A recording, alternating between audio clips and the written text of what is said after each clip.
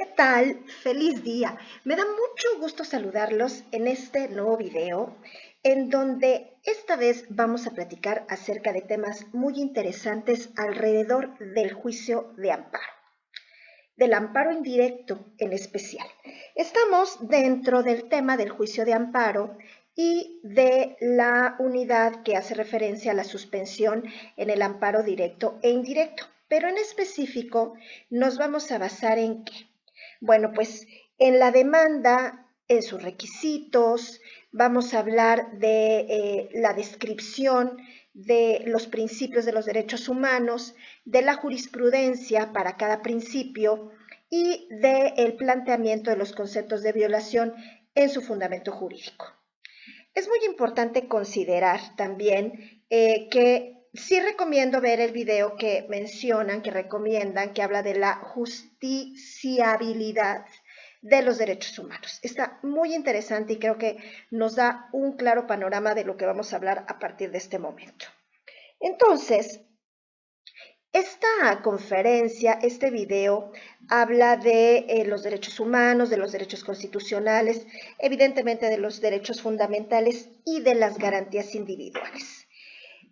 Recordar también que durante el año 2011 en México se llevó a cabo una importante modificación a la Constitución en materia de derechos humanos y en el párrafo número 3 del artículo primero de nuestra Carta Magna se precisa que todas las autoridades en el ámbito de sus competencias tienen la obligación de promover, respetar, proteger y garantizar los derechos humanos de conformidad con los principios de universalidad, interdependencia, indivisibilidad y progresividad.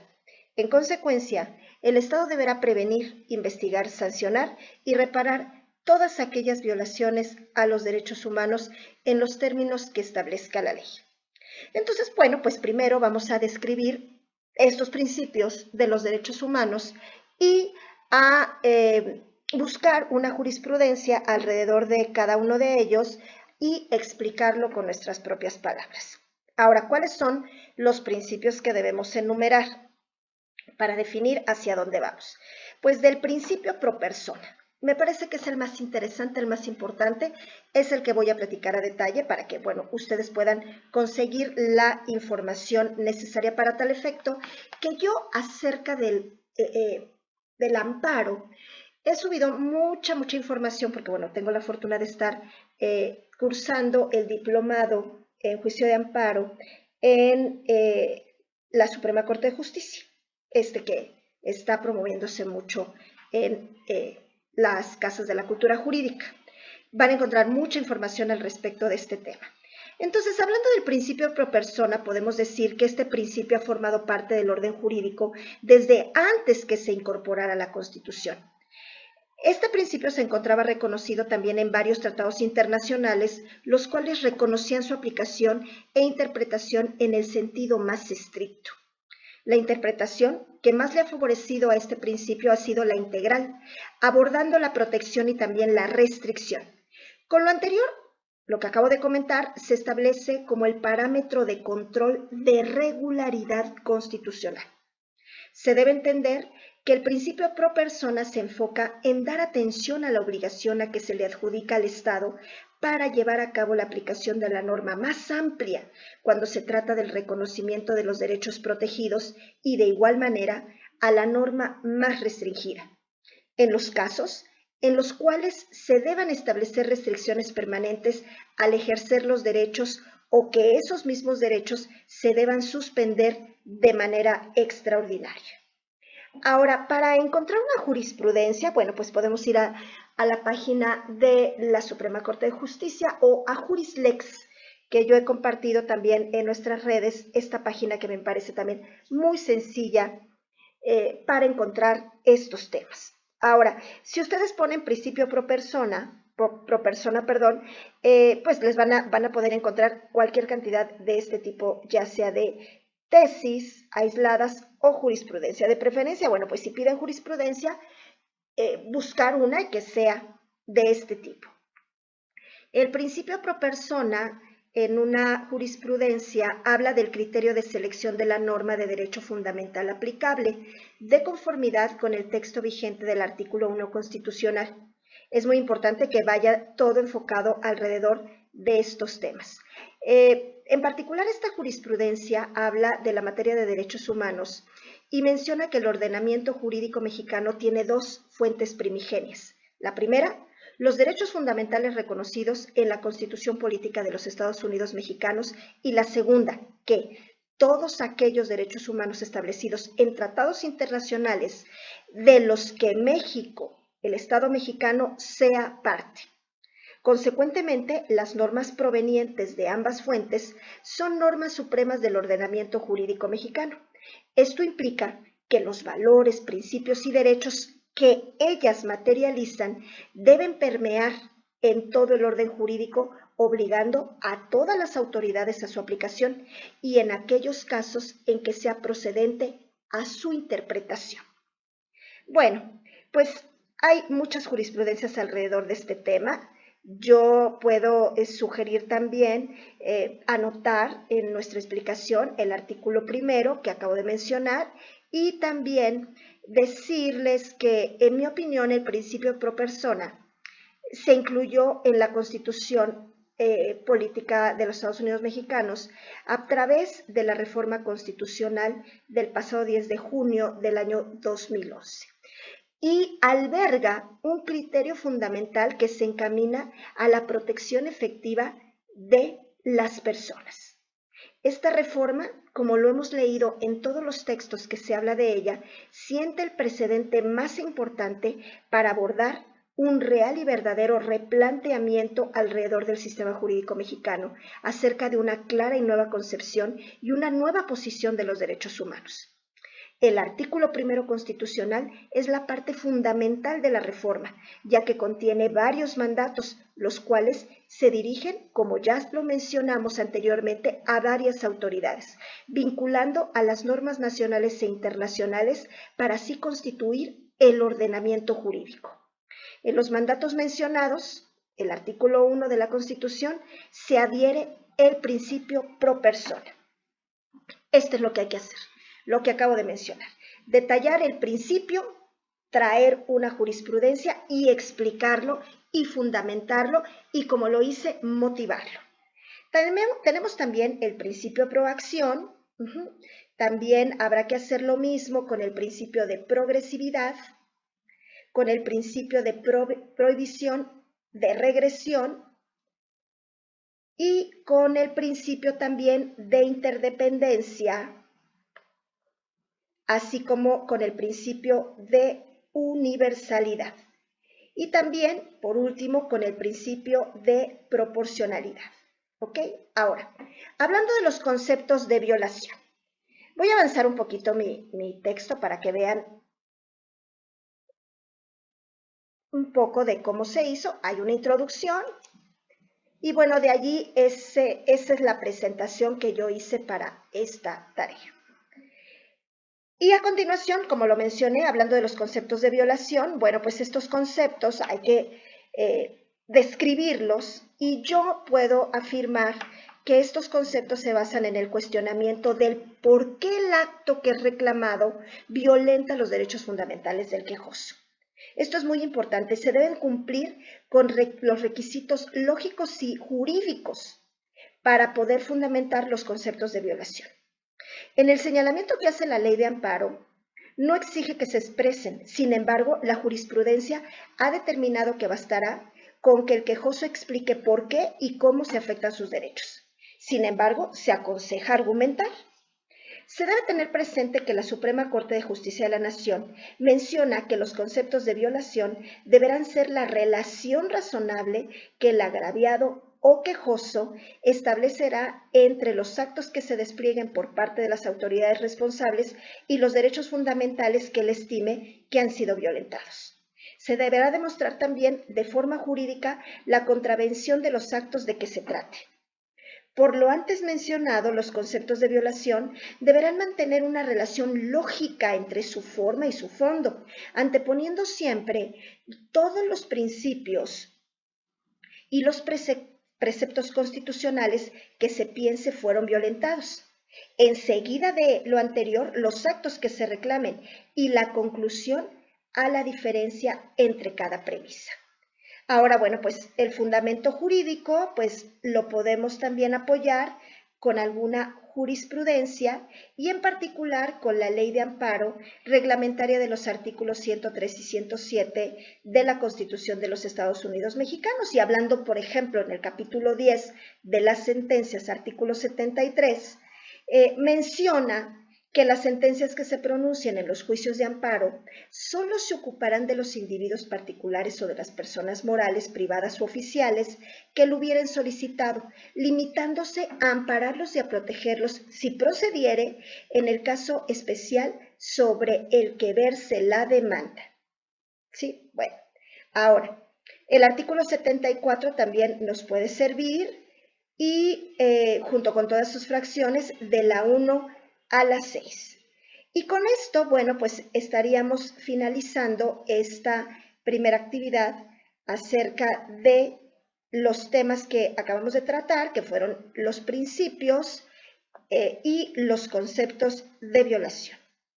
Ahora, a continuación vamos a hablar del amparo indirecto. ¿Qué vamos a hablar a partir de este tema?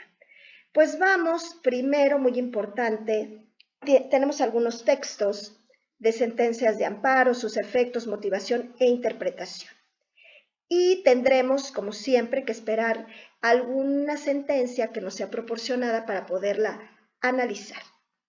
En el documento que hagamos, pues vamos a definir los actos, el acto o actos reclamados, la autoridad o autoridades responsables, partes en el juicio conforme al artículo 5 de la Ley de Amparo, las pruebas que se desahogan en el proceso y el efecto de la sentencia dictada. Bueno, pues podemos empezar a analizar a través de la legislación cada una de las partes que deben conformar la sentencia de una demanda de juicio de amparo, así como todos los requisitos que son exigibles, que los vamos a ver en el artículo número 108 de la Ley de Amparo. Entonces, este artículo que dice que la demanda de amparo indirecto va a formularse por escrito o por medios electrónicos en los casos que la ley lo autorice. ¿Y qué va a expresar? Pues primero, yo aquí me estoy permitiendo, con base a la sentencia que he tenido que analizar, estoy haciendo una propuesta de cómo puede presentarse cada uno de los requisitos y dentro de la sentencia cómo los encuentro, ¿sí? Los datos específicos del caso del cual se trate. Y primero, bueno, pues tenemos el nombre y el domicilio del quejoso y del que promueve su nombre, quien deberá acreditar su representación, ¿sí? Bueno, pues eso lo vamos a encontrar en nuestra misma sentencia, en nuestro mismo escrito. ¿Sí? Los actos o acto reclamado. Después voy a hablar del nombre y domicilio del tercero interesado en caso de que lo haya. Ajá. También voy a hablar de la autoridad o autoridades responsables. Aquí yo omití el tercero porque pues no había un tercero interesado. También hablaré después de la autoridad o autoridades responsables de la materia del acto en específico del cual estamos reclamando, que bueno, en el caso del amparo indirecto, pues tendrá que ser una autoridad, ¿verdad? Una autoridad o autoridades responsables. También tendremos que mencionar la norma general, acto u omisión que de cada autoridad se reclame. A continuación, bajo protesta de decir verdad, los hechos o abstenciones que constituyan los antecedentes del acto reclamado o que sirvan de fundamento a los conceptos de violación. A continuación, los preceptos que conforme al artículo 1 de esta ley contengan los derechos humanos y las garantías cuya violación se reclame. Acompañaremos también este escrito si el amparo se promueve con fundamento en la fracción 2 del artículo 1 de esta ley, deberá precisarse la facultad reservada a los estados u otorgada al Distrito Federal.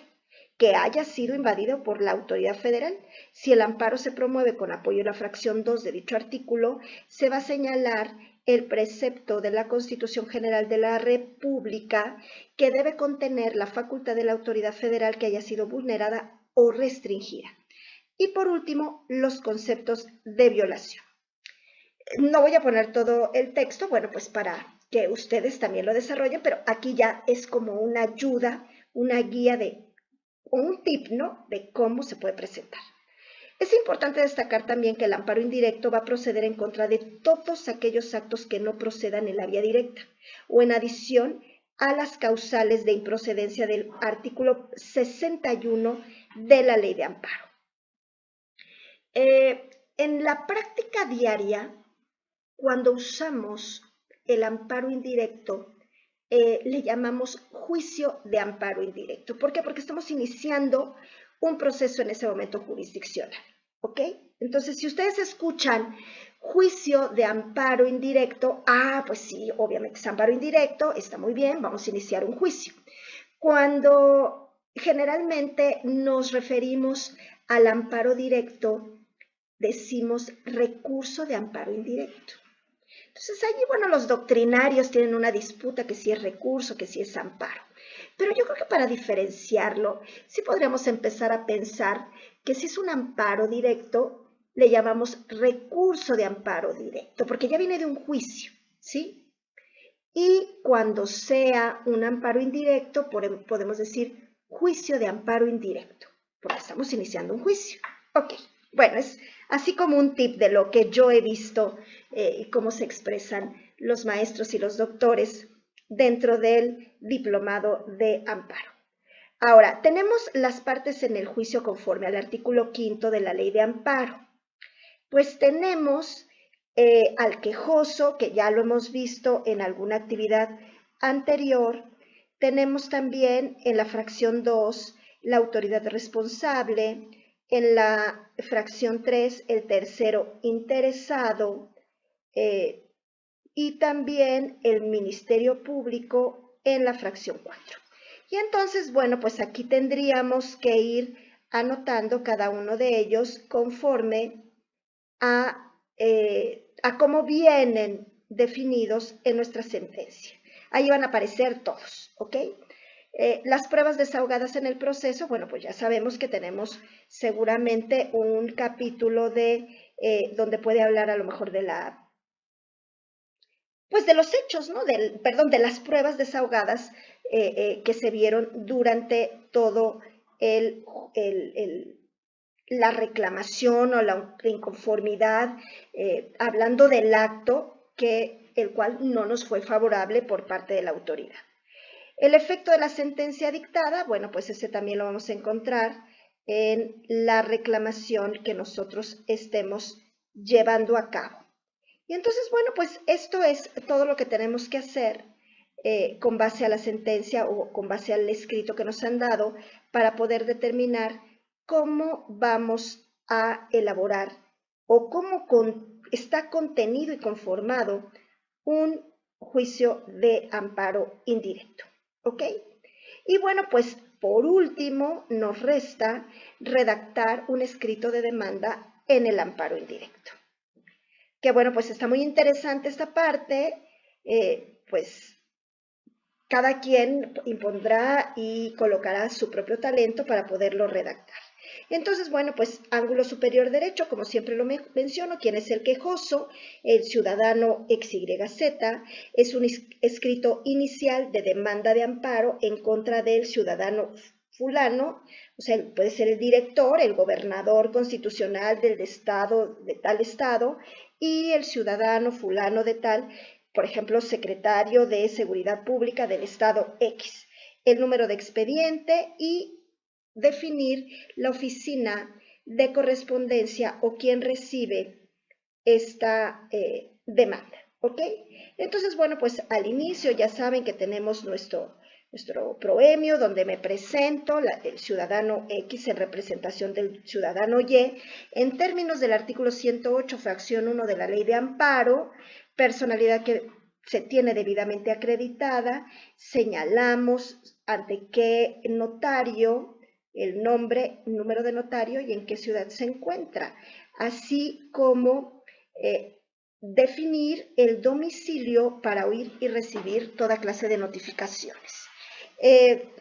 Podemos iniciar también hablando de que por medio de este escrito y con fundamento en lo establecido en los artículos 103, fracción 1 y 107, fracciones 1, 2 y 4 de la Constitución, en relación a los artículos primero, fracción 1, 2, 5, fracción 1, perdón, me detengo allí. Artículo 1, fracción 1, artículo 2, artículo 5, fracción 1, artículo 107, fracción 2, artículo 108, artículo 109, artículo 112, artículo 125, artículo 126 y artículo 127, fracción segunda, así como el artículo 128 y demás relativos de la Ley de Amparo, manifiesto. ¿Por qué enuncié los artículos así? Porque, bueno, pues es más fácil a que yo los diga como para que no me entiendan, ¿ok? Bueno, entonces, manifiesta el quejoso nombre y domicilio,